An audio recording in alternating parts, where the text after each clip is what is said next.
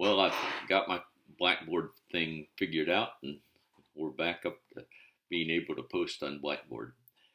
I am loving your interactions on the discussion board. I think you're doing very well in that, and I just want to strongly affirm you in that whole matter. Uh, I've appreciated the whole emphasis that has been an underlying current about the importance of exegeting your congregation, knowing who you're preaching to, and to somehow find that balance where you're not preaching to the most educated or most theologically astute person, but you're preaching where everybody can connect with you.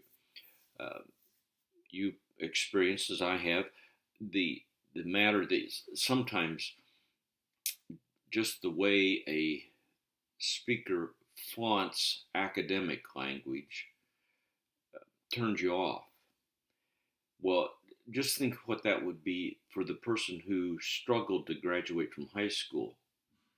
So we need to find that balance that we communicate in a way that our congregation can hear us, and that's a lifelong process of studying.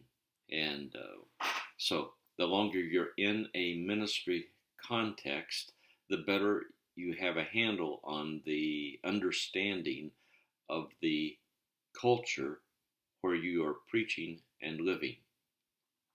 Now, having said that, these discussions, I started to elaborate on a discussion board, and I thought, no, time out. I'm going to do this on our video.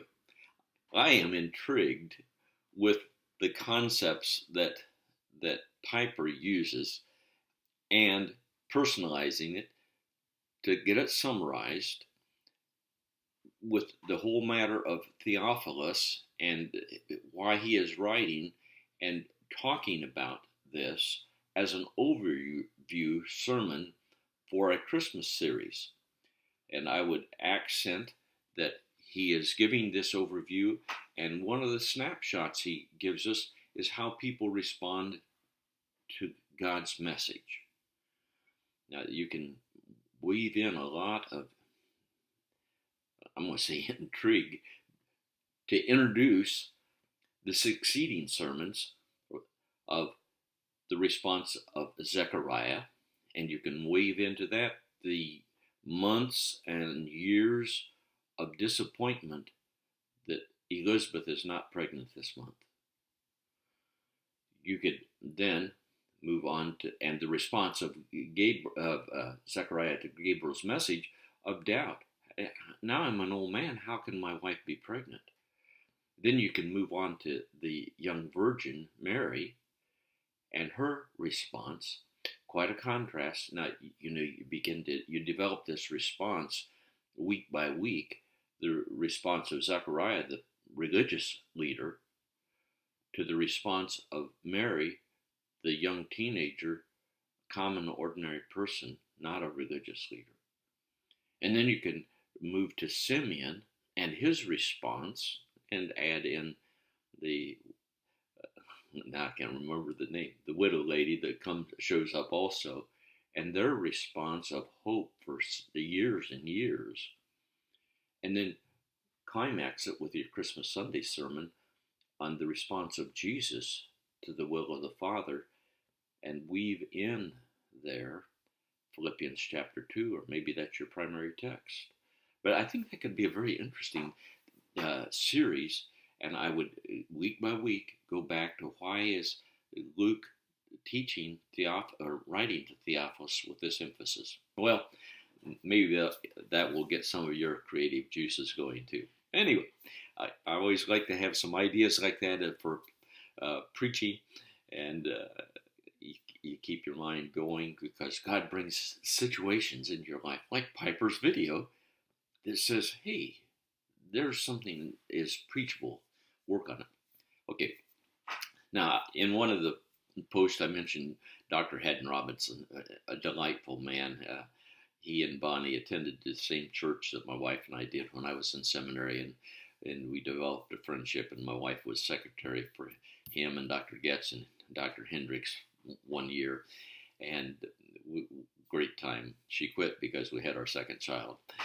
So he passed away in July of this year, 17, and some interesting memoir kind of things have been written by people. I have those on my computer, so if you're interested, shoot me a note and I'll forward them to you. But that's a possibility. Now, we're in week 7. Well, we will at midnight tonight, which was the final week of this course as it was developed.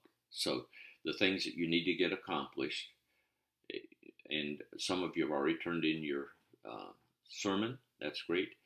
You need to have your sermon preached and posted on discussion board. Then you need to critique the next 2 people in our class on that. And if you're not sure who that is, let me just say your names quickly. Phil Adams, Ken Chan, Jeremy Cobb, William Ellington, Jerry Ewalt, Ryan Jackson, Matt Lemaster. We had 2 students who dropped out of the class.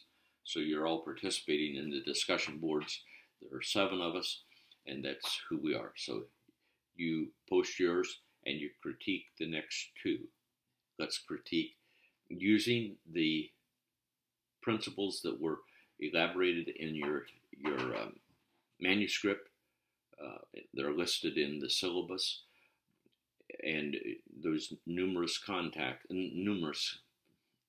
elements that are in the manuscript rubric.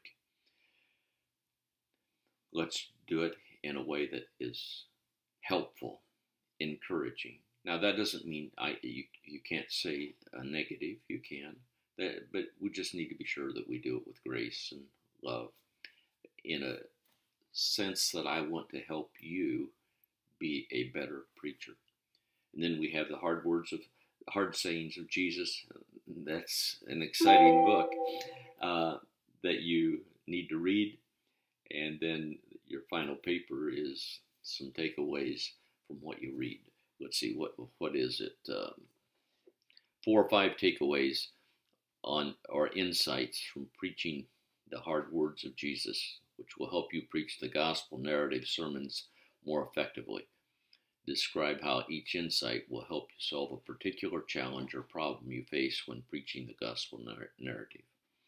Now, technically, that last paper is not due until December 11th, but feel free to go ahead and turn it in at your convenience, which is fine anytime.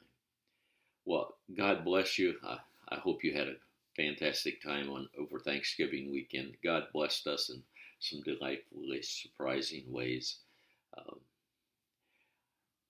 Heard a powerful sermon last night that it was meat for my bones that I needed spiritually, and a great reminder to me. Well, lots of fun things that God does day in and day out to show us He loves us, He's concerned about us, and He is present. God bless you, and may He continue to show favor upon you even as the sun is shining into my window. May you sense His smile upon you. God bless you.